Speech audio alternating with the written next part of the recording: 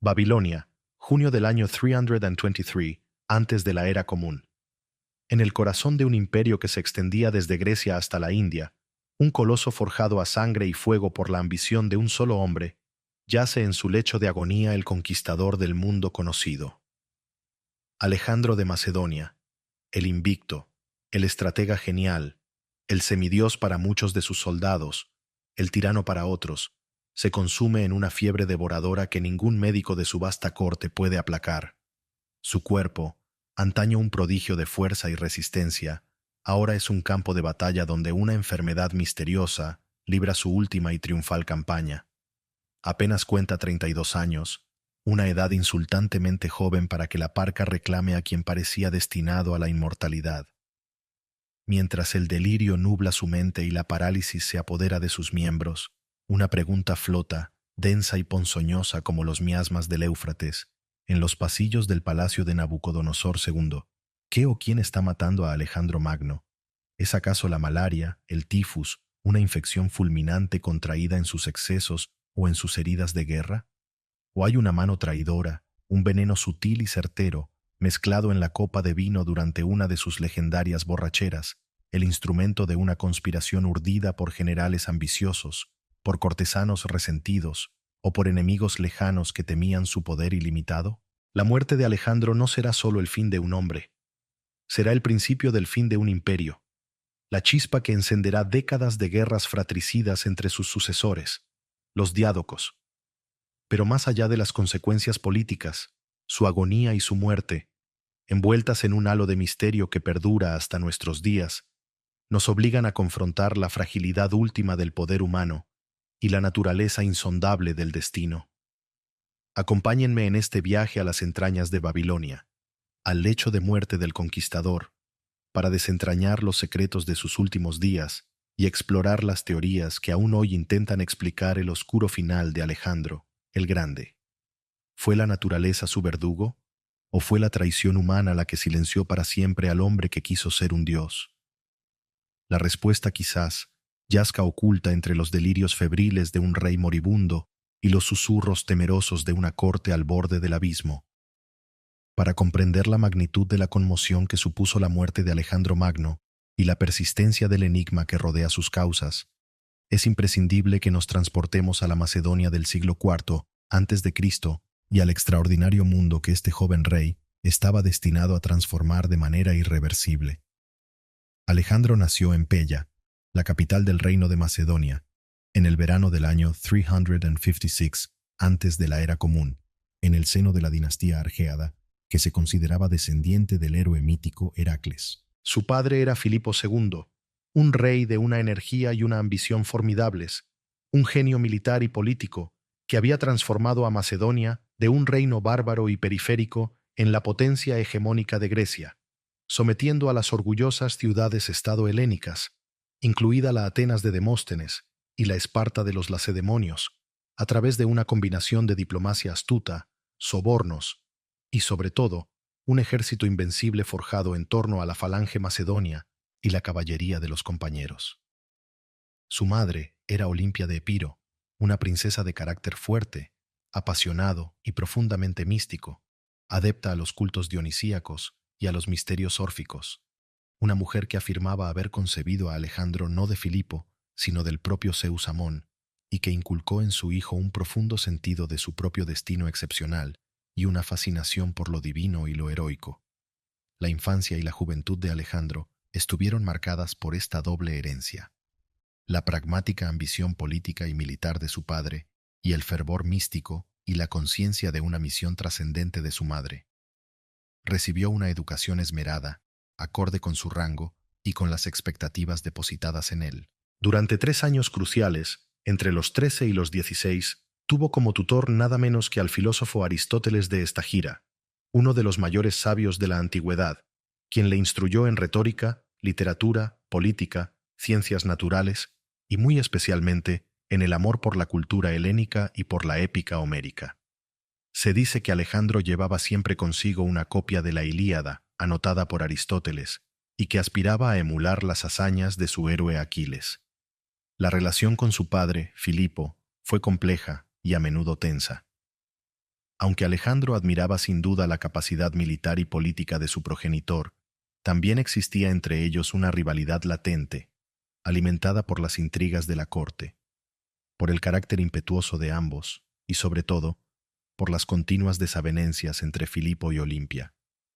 El repudio de Olimpia por parte de Filipo y su posterior matrimonio con una joven noble macedonia llamada Cleopatra Eurídice, que podía darle un heredero puramente macedonio, pusieron en peligro la posición de Alejandro como sucesor y provocaron un profundo distanciamiento entre padre e hijo, que llegó a su clímax en un famoso banquete donde Alejandro, ofendido por las palabras de un general leal a Filipo, desenvainó su espada y estuvo a punto de enfrentarse a su propio padre.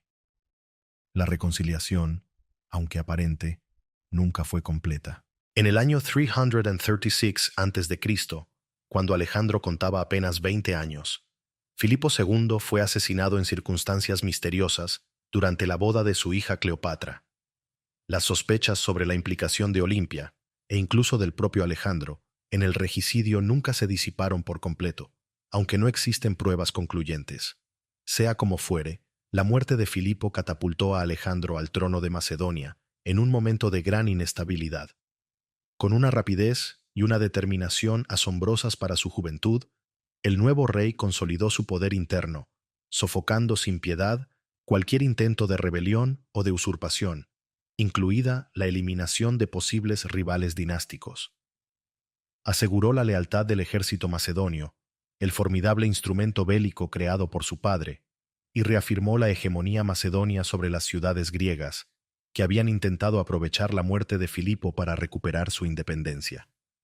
Su brutal destrucción de la ciudad de Tebas, que se había rebelado, sirvió como terrible advertencia para el resto de Grecia. Una vez pacificada Grecia y asegurada su retaguardia, Alejandro se dispuso a emprender la gran empresa que su padre había estado preparando durante años y que ahora él heredaba como un legado sagrado: la invasión del vasto y poderoso imperio persa aqueménida, el enemigo secular de los griegos, en una campaña que se presentaba no solo como una guerra de conquista, sino también como una cruzada panhelénica de venganza por las invasiones persas del siglo anterior y como una misión civilizadora destinada a llevar la cultura griega a Oriente. En la primavera del año 334 a.C., al frente de un ejército relativamente pequeño, pero altamente profesionalizado y motivado, compuesto por macedonios y contingentes de diversas ciudades griegas, Alejandro cruzó el Helesponto y desembarcó en Asia Menor. Comenzaba así una de las epopeyas militares más extraordinarias y trascendentales de toda la historia de la humanidad, una campaña que duraría más de una década y que llevaría al joven rey macedonio a conquistar un imperio que se extendía desde Egipto y el Mediterráneo oriental hasta las lejanas tierras de la India. Las victorias se sucedieron con una rapidez y una contundencia asombrosas. Gránico, 334 a.C. Iso, 333 a.C. Gaugamela, 331 a.C.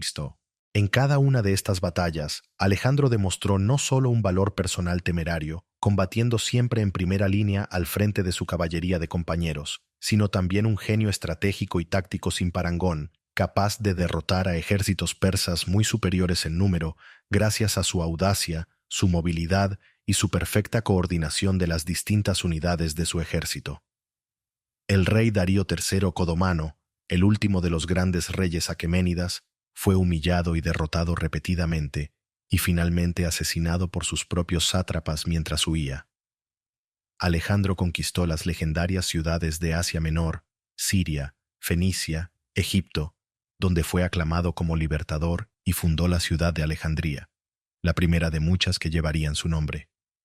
Mesopotamia, entrando triunfalmente en Babilonia, Susa y Persépolis, la capital ceremonial del imperio persa, que fue saqueada e incendiada en un acto de venganza o de política calculada, y continuó su avance imparable hacia el este, a través de las vastas y desconocidas satrapías orientales de Bactriana, Sogdiana y el Punjab, en la India. Su ambición parecía no tener límites. Soñaba con alcanzar los confines del mundo conocido, el mítico océano exterior que, según los geógrafos griegos, rodeaba la Ecúmene. Sin embargo, a medida que se adentraba en tierras cada vez más lejanas y exóticas, y a medida que su poder y su gloria crecían hasta alcanzar dimensiones casi divinas, también comenzaban a surgir las primeras sombras, las primeras tensiones y los primeros presagios de un final que, aunque aún lejano, ya se intuía como inevitablemente trágico para un hombre que había desafiado a los dioses y a los límites de lo humano.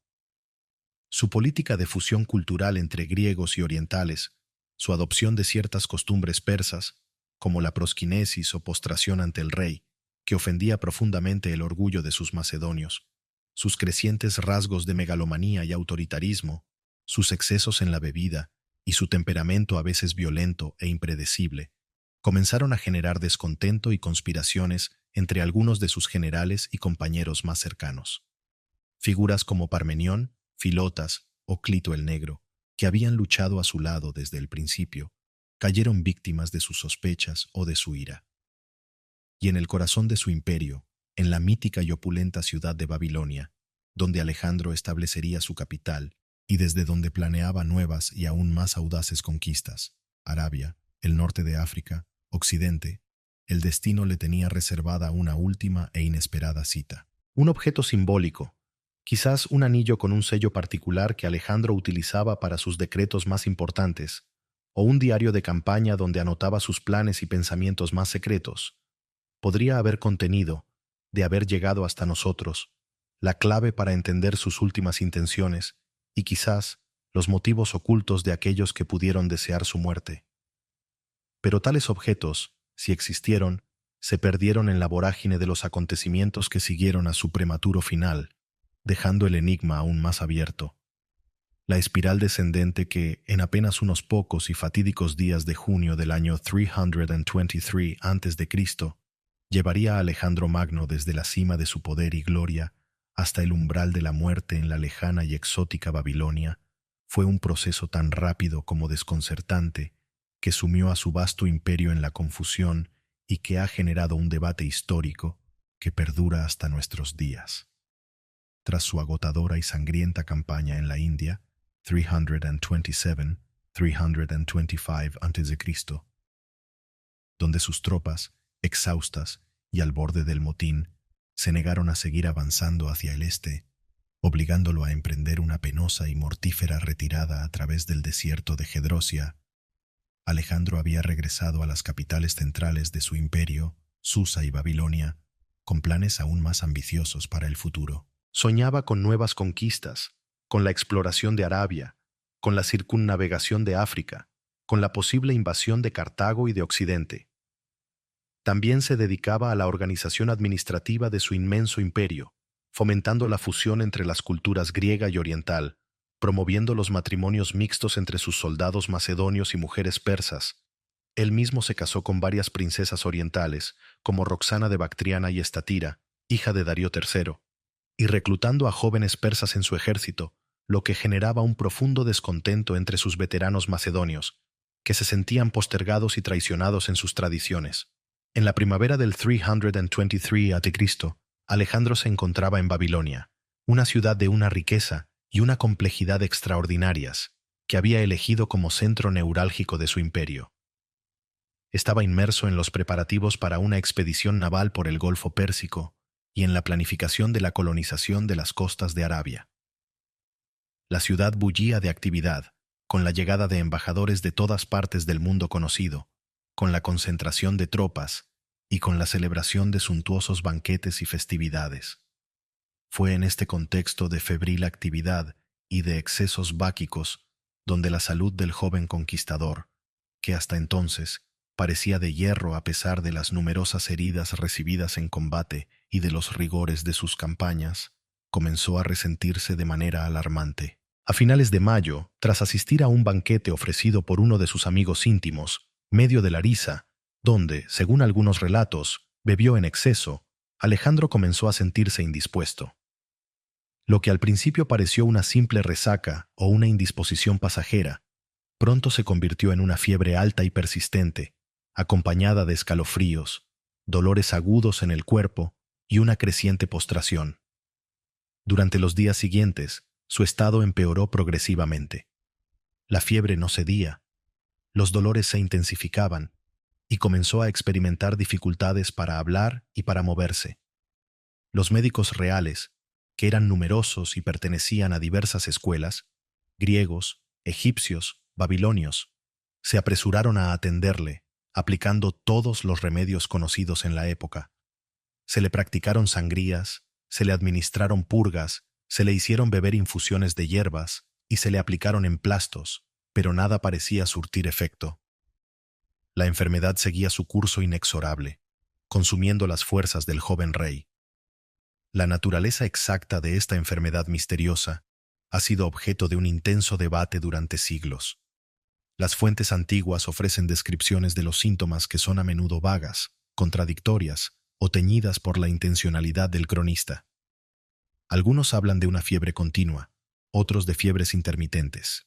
Se mencionan dolores abdominales, vómitos, diarrea, sed insaciable, debilidad muscular progresiva, parálisis ascendente, dificultades respiratorias y episodios de delirio.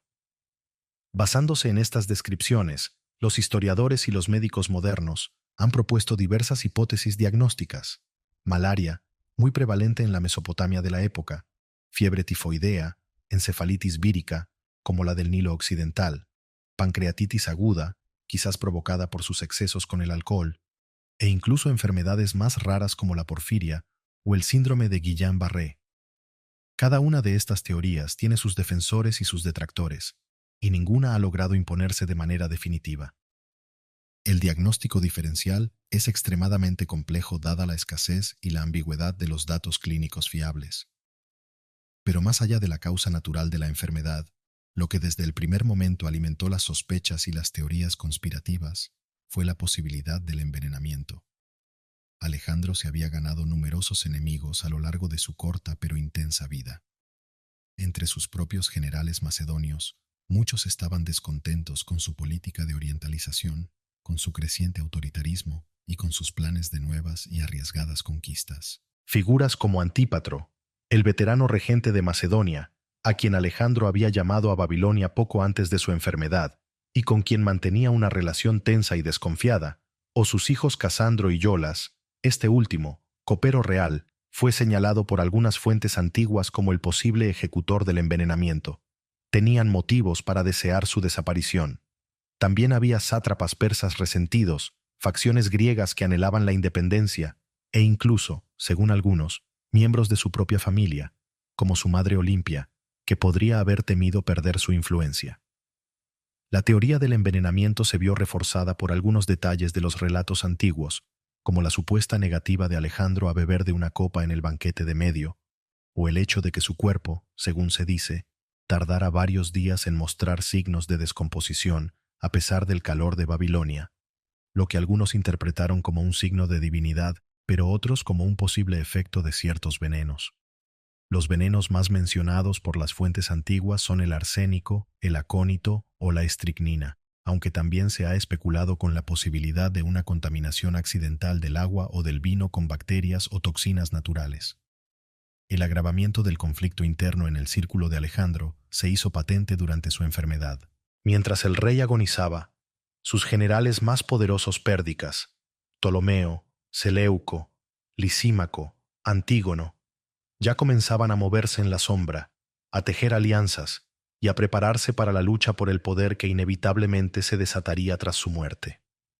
La falta de un heredero adulto y claramente designado, su esposa Roxana estaba embarazada, pero aún no se sabía si daría a luz un varón, y su otro hijo, Heracles, era ilegítimo. Creaba un vacío de poder inmenso y una situación de extrema inestabilidad. La desesperación, la paranoia y la negación pudieron haberse apoderado del propio Alejandro en sus momentos de lucidez. ¿Era consciente de la gravedad de su estado? ¿Sospechaba que estaba siendo envenenado? ¿Intentó tomar alguna medida para asegurar su sucesión o para castigar a sus posibles enemigos? Las fuentes son escasas y contradictorias al respecto. Se dice que, en sus últimos días, cuando ya apenas podía hablar, entregó su anillo con el sello real a Pérdicas, su general de mayor confianza, en un gesto que muchos interpretaron como la designación de su sucesor o al menos de un regente. También se le atribuye la famosa respuesta, cuando le preguntaron a quién legaba su imperio, al más fuerte, toi kratistoi, una frase que, de ser cierta, sería una profecía autocumplida de las sangrientas guerras de los diádocos que vendrían después. Este acto, o estas palabras, se convirtieron en un mini-hook crucial, una revelación parcial que, en lugar de aclarar el futuro, abrió un abanico de nuevas e inquietantes preguntas sobre las verdaderas intenciones de Alejandro y sobre la ambición desmedida de sus generales. ¿Estaba Pérdicas realmente destinado a ser el sucesor? ¿O fue una elección de última hora, un intento desesperado por evitar el caos? La espiral descendente de la salud de Alejandro y la creciente tensión política en Babilonia se retroalimentaban, creando una atmósfera de crisis inminente y de tragedia anunciada. La sombra del verdugo, ya fuera esta la implacable mano de una enfermedad desconocida o el frío cálculo de un envenenador sigiloso, se cernía de manera cada vez más opresiva sobre Alejandro Magno en aquellos primeros y bochornosos días de junio en Babilonia. Su deterioro físico, tras casi 2 semanas de fiebre alta y dolores persistentes, era ya innegable y alarmante para todos los que lo rodeaban, desde sus médicos más experimentados hasta sus más leales compañeros de armas. La fortaleza casi sobrehumana que lo había caracterizado durante más de una década de campañas ininterrumpidas, de batallas sangrientas y de privaciones extremas, parecía ahora desvanecerse con una rapidez aterradora, dejando tras de sí un cuerpo consumido por la dolencia y una mente que luchaba por mantenerse lúcida entre los embates del delirio febril. Las descripciones que nos han llegado a través de los cronistas antiguos, aunque a menudo fragmentarias y teñidas por la leyenda o la intencionalidad política, nos permiten reconstruir, al menos parcialmente, el calvario de aquellos últimos días. La fiebre, que había comenzado de forma insidiosa tras el fatídico banquete en casa de Medio de Larisa, se volvió continua e inextinguible, alcanzando picos que hacían temer por su vida a cada instante. Los escalofríos violentos sacudían su cuerpo, alternándose con oleadas de un calor sofocante que lo dejaban exhausto y bañado en sudor.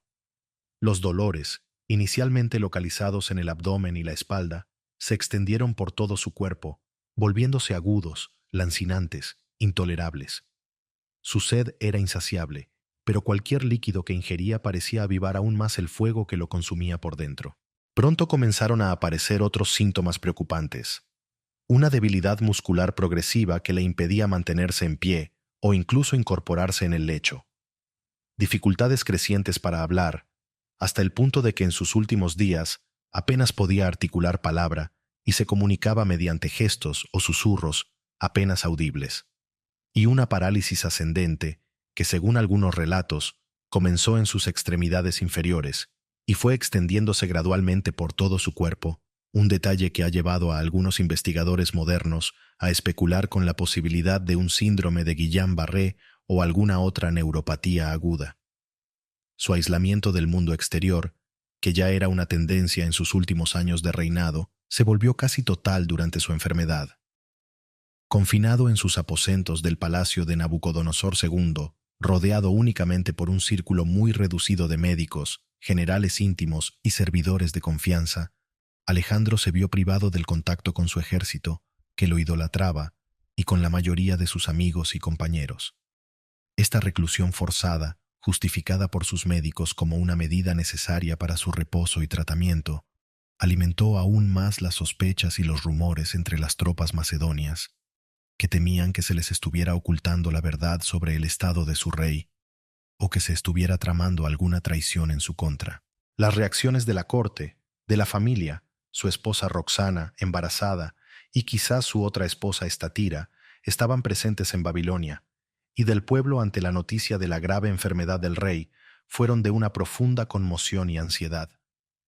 En una sociedad donde la figura del monarca era no solo el centro del poder político y militar, sino también un referente casi divino, la perspectiva de la muerte de un rey tan joven, tan victorioso y aparentemente invencible como Alejandro resultaba casi inconcebible y profundamente desestabilizadora.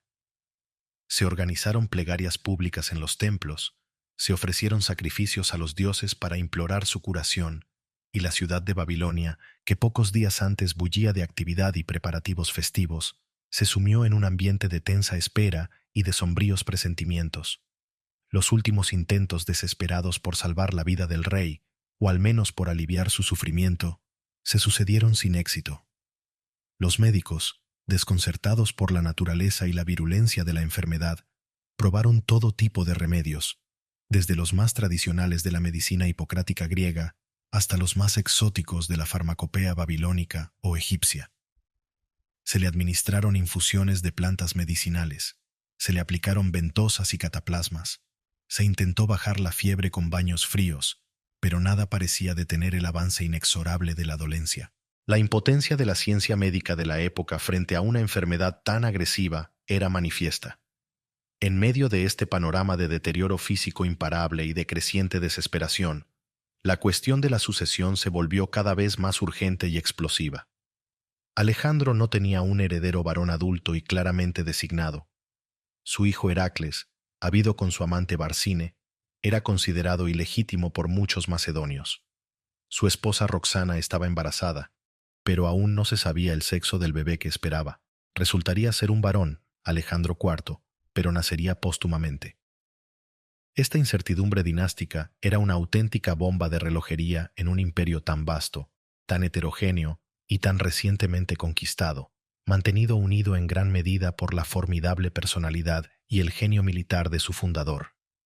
Los generales más poderosos del ejército macedonio, los llamados diádocos o sucesores, hombres ambiciosos, curtidos en 1000 batallas y acostumbrados al poder, ya comenzaban a posicionarse, a tejer alianzas y a medir sus fuerzas, anticipando la lucha fratricida que se desataría por el control del imperio tras la muerte de Alejandro.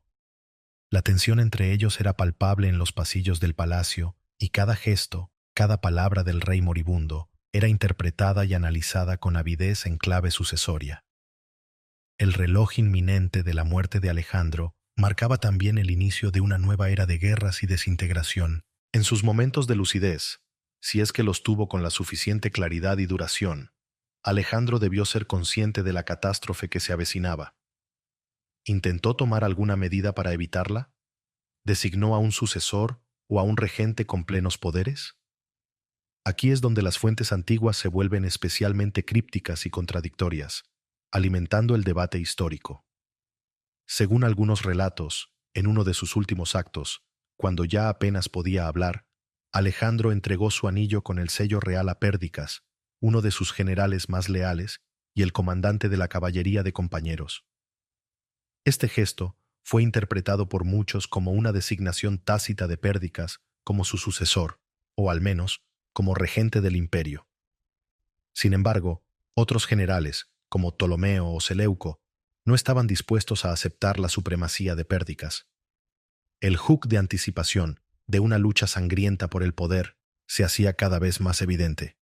La famosa anécdota de que, al ser preguntado por sus generales a quién legaba su imperio, Alejandro respondió con un último aliento: al más fuerte, toi kratistoi, en griego, aunque probablemente apócrifa o una invención posterior, resume a la perfección la tragedia que se avecinaba. Un imperio sin un líder claro, ofrecido como botín a la ambición desmedida de sus generales. La esperanza de una curación se desvanecía día a día, y la cruda realidad de la muerte inminente se imponía con una fuerza brutal. El hombre que había conquistado el mundo conocido, que se había creído descendiente de dioses y héroes, se enfrentaba ahora a la última y definitiva batalla, una batalla que, por primera vez en su vida, estaba irremediablemente perdida. La sombra del verdugo, invisible pero omnipresente, se apretaba en torno a su lecho de agonía.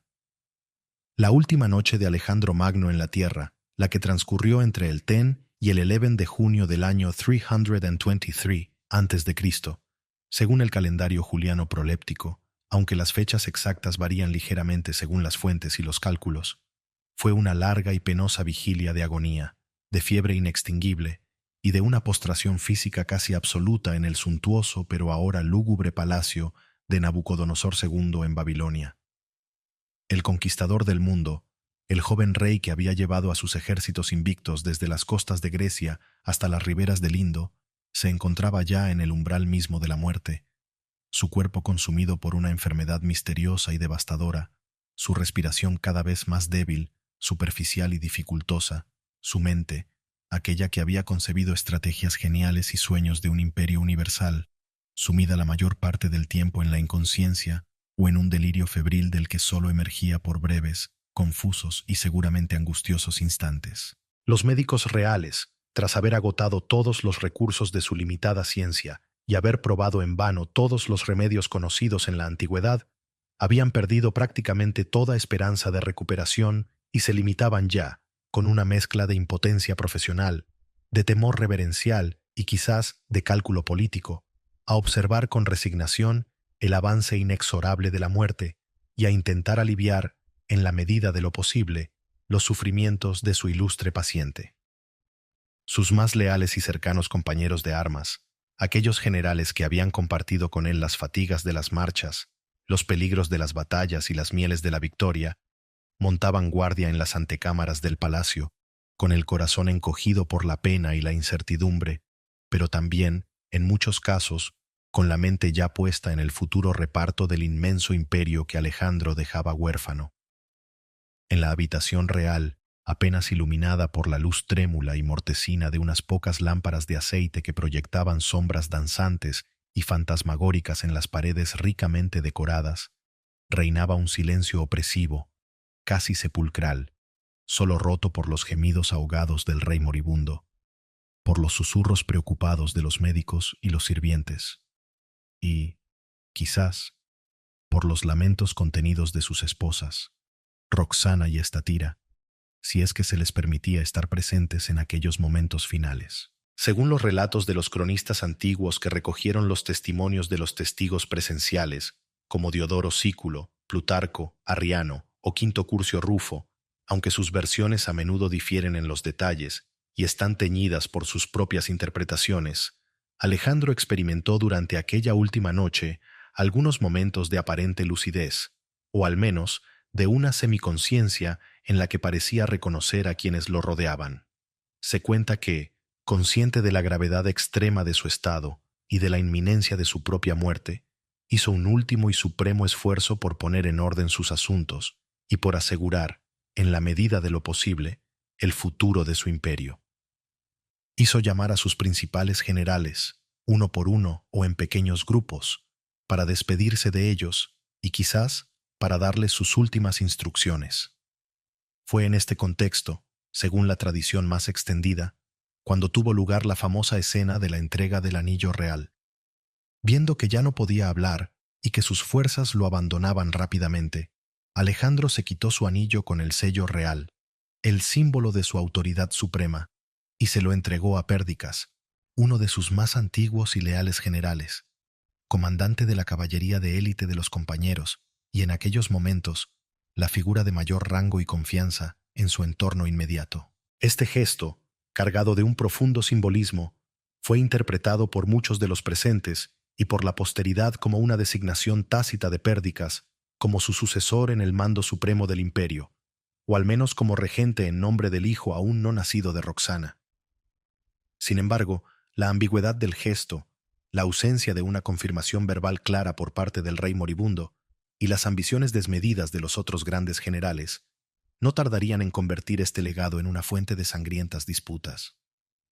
Otra anécdota famosa, aunque de historicidad aún más dudosa y probablemente una invención posterior destinada a resaltar la grandeza trágica de Alejandro o la ambición descontrolada de sus sucesores, relata que, al ser preguntado por sus generales, con voz entrecortada por la emoción y la urgencia, a quién legaba su vasto imperio, Alejandro, reuniendo sus últimas fuerzas, respondió con un susurro apenas audible pero cargado de un significado terrible: al más fuerte, en griego, toi kratistoi.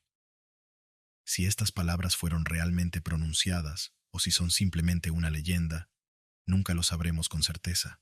Pero en cualquier caso, resumen a la perfección la tragedia que se avecinaba. Un imperio inmenso, forjado por la voluntad de un solo hombre, quedaba ahora sin un líder claro, sin un heredero indiscutible, ofrecido como un botín gigantesco a la ambición desmedida y a la rivalidad fratricida de sus generales. Las últimas palabras coherentes de Alejandro, si es que las hubo, se perdieron para siempre en el torbellino de la agonía y en las brumas de la historia. No hubo un discurso final grandilocuente, ni una despedida emotiva a sus tropas, ni una reflexión serena sobre su vida y su obra.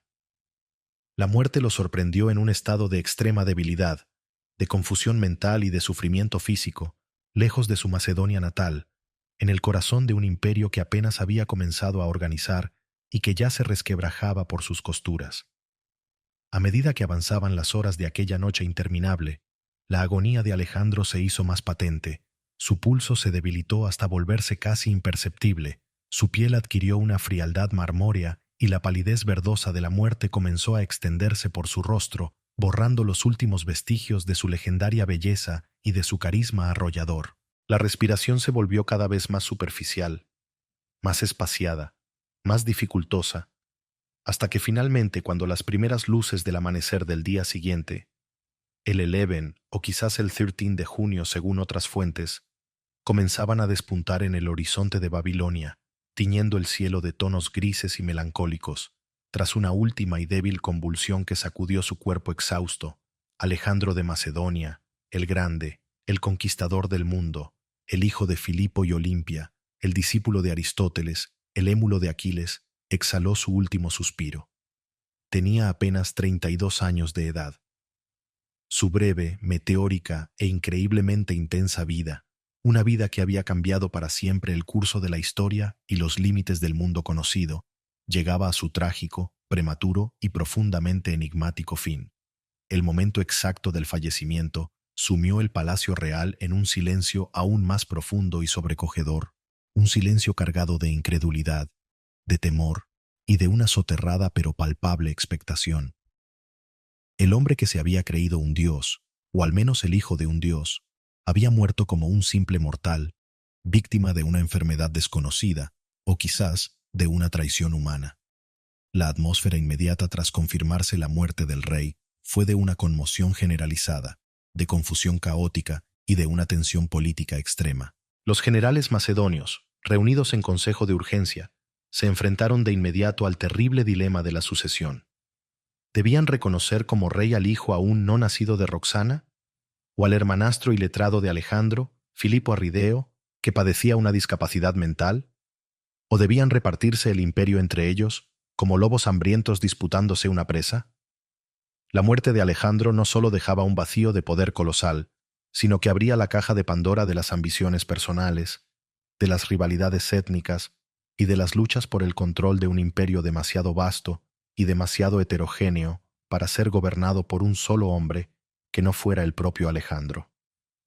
La pregunta sobre si su muerte había sido natural o provocada por un veneno comenzó a circular con insistencia desde el primer momento, alimentando las sospechas, las acusaciones veladas y las teorías conspirativas que marcarían a fuego el inicio de la era de los diádocos.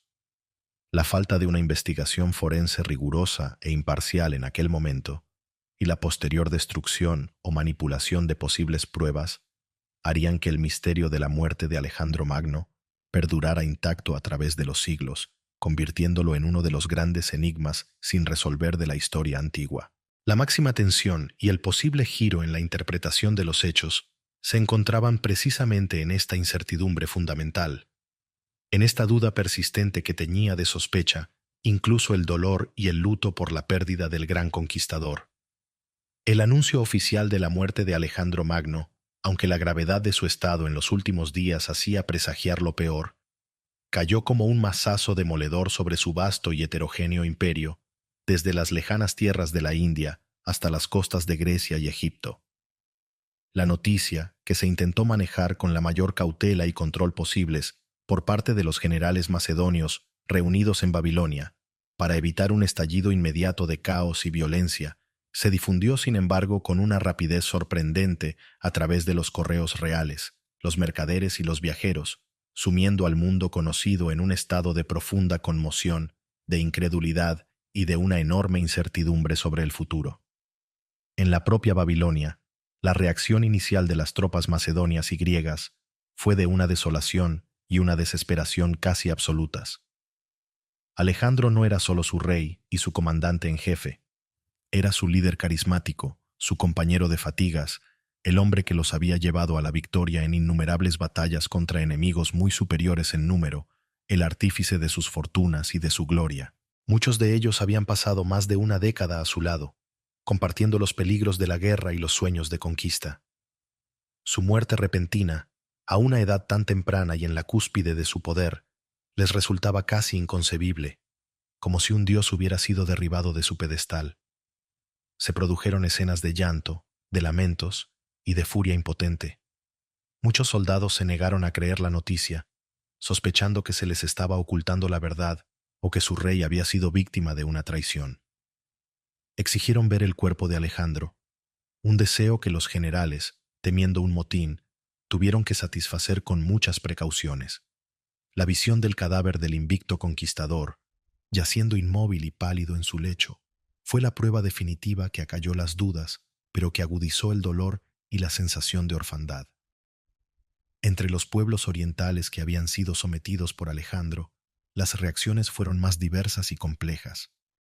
Algunos, especialmente aquellos que habían colaborado con el nuevo régimen o que se habían beneficiado de su política de fusión cultural, lamentaron sinceramente su muerte, temiendo que su desaparición trajera consigo la anarquía, la guerra civil o el retorno de sus antiguos opresores. Otros, sin embargo, especialmente entre las élites persas que habían sido despojadas de su poder y entre aquellos pueblos que habían resistido con mayor tenacidad la conquista macedonia, recibieron la noticia con un alivio mal disimulado y con la esperanza de poder sacudirse el yugo extranjero y recuperar su independencia.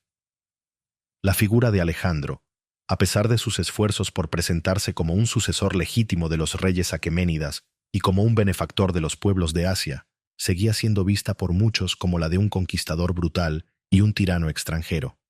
En Grecia, la muerte de Alejandro fue recibida con una mezcla de sentimientos. En algunas ciudades, como Atenas, donde el partido antimacedonio liderado por oradores como Demóstenes aún conservaba una considerable influencia, la noticia fue acogida con júbilo y como una oportunidad para intentar recuperar la libertad perdida y sacudirse la hegemonía macedonia. Se produjeron algunos levantamientos e intentos de rebelión que darían lugar a la llamada Guerra Lamíaca. En otras ciudades, sin embargo, especialmente aquellas que habían sido favorecidas por Alejandro o que temían las consecuencias de una nueva etapa de inestabilidad, la reacción fue más de temor y de cautela. La corte real de Macedonia, en Pella, y muy especialmente la reina madre Olimpia, una mujer de carácter fuerte y de profundas ambiciones políticas, debieron recibir la noticia con una mezcla de dolor personal y de preocupación por el futuro de la dinastía argéada y por la herencia de su nieto aún no nacido. Olimpia, que había mantenido una relación compleja y a menudo conflictiva con su hijo, pero que también sentía por él un orgullo inmenso, se prepararía para jugar un papel activo y a menudo sangriento en las luchas por el poder que se avecinaban. El destino inmediato del cadáver de Alejandro Magno se convirtió en un asunto de estado de primera magnitud y en una fuente de nuevas disputas entre sus generales. En una época en la que la posesión del cuerpo de un rey o de un héroe confería legitimidad y prestigio a su sucesor, el control de los restos mortales de Alejandro era un trofeo codiciado. Tras largas y tensas deliberaciones, y después de que el cuerpo fuera sometido a un complejo y secreto proceso de embalsamamiento por parte de expertos egipcios y caldeos, un proceso que, según algunos relatos, fue tan eficaz que el cadáver permaneció incorrupto durante mucho tiempo, alimentando aún más su leyenda de divinidad, se decidió que sería trasladado con todos los honores a Macedonia para ser enterrado en la necrópolis real de Egas. Se construyó un suntuoso y extraordinario carro fúnebre, una especie de templo rodante adornado con oro, plata y piedras preciosas, tirado por decenas de mulas, para transportar el cuerpo en un larguísimo y solemne cortejo que debía atravesar todo el imperio. Sin embargo, este plan nunca llegó a cumplirse. En el año 321 a.C., mientras el cortejo fúnebre se encontraba en Siria, en su camino hacia Macedonia, Ptolomeo, uno de los generales más astutos y ambiciosos de Alejandro, que se había hecho con el control de Egipto, interceptó la comitiva, secuestró el cuerpo de Alejandro y lo desvió hacia Alejandría, la ciudad que el propio conquistador había fundado y que Ptolomeo quería convertir en la capital de su nuevo reino. Allí, En Alejandría, el cuerpo de Alejandro fue depositado primero en un sarcófago de oro y luego en un mausoleo de mármol, el famoso Soma, que se convirtió en un lugar de peregrinación y en uno de los monumentos más célebres de la antigüedad, aunque su ubicación exacta se ha perdido con el tiempo y sigue siendo uno de los grandes misterios de la arqueología. Esta audaz maniobra de Ptolomeo, que le confirió una enorme legitimidad y prestigio, fue una de las primeras y más claras manifestaciones de la lucha sin cuartel que se había desatado entre los diádocos por el control del imperio. En Babilonia, mientras tanto, la cuestión de la sucesión seguía sin resolverse. Los generales macedonios, reunidos en un tumultuoso consejo de guerra, se enfrentaban a un dilema irresoluble. ¿A quién debían proclamar rey? Roxana estaba a punto de dar a luz, pero ¿y si el bebé era una niña? El hermanastro de Alejandro, Filipo Arrideo, era el pariente varón más cercano, pero padecía una evidente discapacidad intelectual que lo hacía incapaz de gobernar. Heracles, el hijo ilegítimo de Alejandro, era demasiado joven y su bastardía lo invalidaba a ojos de muchos. Tras días de intensas y a menudo violentas deliberaciones, se llegó a un compromiso inestable y precario. Se proclamaría reyes conjuntamente a Filipo Arrideo, que reinaría como Filipo III, y al hijo que Roxana esperaba, si resultaba ser varón, como así fue, naciendo Alejandro IV.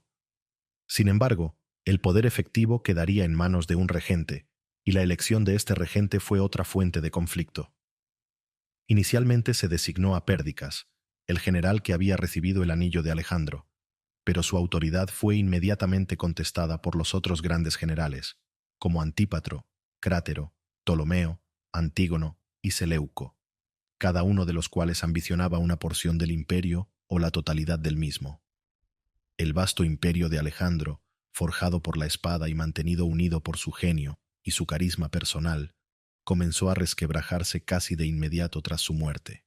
Las primeras luchas por la sucesión, las llamadas guerras de los diádocos, se desataron con una ferocidad inaudita y se prolongarían durante más de 40 años, sumiendo al mundo helenístico en un período de caos, de violencia y de profunda transformación política. Los sueños de Alejandro de un imperio universal, de una fusión de culturas y de una era de paz y prosperidad bajo su égida, se desvanecieron como el humo en el campo de batalla. El caos inminente que su muerte había provocado no era solo un vacío de poder, sino la apertura de una nueva y sangrienta era en la historia del mundo antiguo. Y en el centro de todo ello, la pregunta persistente: ¿fue su muerte el resultado de un destino inexorable, de una enfermedad natural, o fue el primer acto de traición en la larga y sangrienta tragedia de sus sucesores? Las nuevas incógnitas que surgían en torno a su muerte, lejos de disiparse con el tiempo, no harían sino crecer y multiplicarse. La muerte de Alejandro Magno en la lejana y opulenta Babilonia, a la temprana edad de 32 años y en la cúspide de su poder y gloria, no fue simplemente el final de una vida extraordinaria, ni siquiera el fin de un reinado excepcionalmente brillante. Fue, en un sentido mucho más profundo y trascendental, el fin de una era y el comienzo de otra. Su desaparición física del escenario del mundo desencadenó una serie de acontecimientos de una magnitud tal que transformaron de manera irreversible el mapa político, cultural y social del mundo antiguo, desde las costas de Grecia y Egipto hasta las lejanas fronteras de la India. El legado de Alejandro, a pesar de la brevedad de su vida y de la prematura desintegración de su imperio, es inmenso, complejo y en muchos aspectos profundamente contradictorio, y sigue siendo objeto de intenso debate y admiración más de 2 milenios después de su muerte. En el plano político inmediato, como ya hemos visto, la consecuencia más directa y dramática de su fallecimiento fue la desintegración de su vasto imperio en una serie de reinos helenísticos gobernados por sus generales, los diádocos, quienes se enzarzaron en más de 4 décadas de guerras crueles y despiadadas por el control de los despojos. De estas luchas surgieron nuevas y poderosas monarquías, como el Egipto Ptolemaico, el imperio Seleucida en Asia, el reino de Macedonia bajo los Antigónidas, y otros estados menores, que configurarían el panorama político del Mediterráneo oriental y del Próximo Oriente durante los siglos siguientes, hasta la llegada de una nueva potencia unificadora, Roma. Aunque el sueño de Alejandro de un imperio universal y unificado bajo un solo cetro se desvaneció con su muerte, su obra de conquista tuvo el efecto paradójico de difundir la lengua, la cultura, el arte y el pensamiento griegos por todo el Oriente, dando lugar a un fenómeno de sincretismo cultural conocido como helenismo. Las numerosas ciudades que Alejandro fundó o rebautizó a lo largo de sus campañas, desde Alejandría en Egipto, que se convertiría en el mayor centro cultural e intelectual del mundo antiguo, hasta las lejanas Alejandrías de Asia Central, se convirtieron en focos de irradiación de la cultura helénica, donde la tradición griega se mezcló y se enriqueció con las antiguas civilizaciones de Egipto, Mesopotamia, Persia e incluso la India. Esta fusión cultural, aunque a menudo superficial y limitada a las élites, tuvo un impacto duradero en el arte, la filosofía, la ciencia y la religión de los siglos posteriores, y sentó algunas de las bases sobre las que se construiría la civilización occidental. La figura del propio Alejandro se convirtió, casi desde el momento de su muerte, en un mito, en una leyenda que trascendió los límites de la historia para entrar en el terreno de la épica y de la imaginación popular. Fue admirado y emulado por innumerables conquistadores y emperadores posteriores, desde Julio César y Augusto hasta Napoleón Bonaparte, quienes vieron en él el arquetipo del genio militar, del líder carismático y del constructor de imperios. Su vida y sus hazañas inspiraron una vasta literatura, tanto histórica como novelada. El llamado Romance de Alejandro fue uno de los libros más populares de la Edad Media, y su imagen fue representada en innumerables obras de arte a lo largo de los siglos. Sin embargo, su legado también es profundamente ambiguo y controvertido. Junto al Alejandro brillante estratega, valiente guerrero y visionario promotor de la cultura, existe también el Alejandro cruel y despiadado, capaz de masacrar poblaciones enteras, como en Tiro o en algunas ciudades de la India, de destruir tesoros culturales, como el incendio de Persépolis, y de ejecutar a sus propios amigos y compañeros bajo la influencia de la ira, la sospecha o el alcohol. Su creciente megalomanía en los últimos años de su vida, su adopción de costumbres orientales consideradas tiránicas por sus macedonios, y su exigencia de honores divinos, empañaron la imagen del líder panhelénico y del libertador de los pueblos de Asia que él mismo había intentado proyectar. La cuestión de si fue un civilizador o un destructor, un visionario o un déspota, sigue siendo objeto de debate entre los historiadores. La lección moral o existencial que se desprende de la vida, y sobre todo, de la muerte de Alejandro Magno, es quizás la de la vanidad última de la gloria y el poder terrenales. El hombre que conquistó el mundo conocido, que se creyó invencible y destinado a la inmortalidad, sucumbió finalmente a una enfermedad trivial o, peor aún, a una posible traición humana, en la flor de su juventud, y sin haber podido disfrutar plenamente de sus conquistas, ni asegurar el futuro de su obra. Su imperio, forjado con tanta sangre y esfuerzo, se desmoronó como un castillo de naipes tras su muerte, demostrando la fragilidad de las construcciones humanas más ambiciosas cuando dependen de la vida de un solo individuo. Su historia nos recuerda, con una fuerza trágica, la advertencia del Eclesiastés. Vanidad de vanidades, todo es vanidad. Y nos invita a reflexionar sobre la naturaleza efímera de la grandeza humana y sobre los límites infranqueables que el destino, la enfermedad o la muerte imponen incluso a los más poderosos y a los más afortunados de los mortales.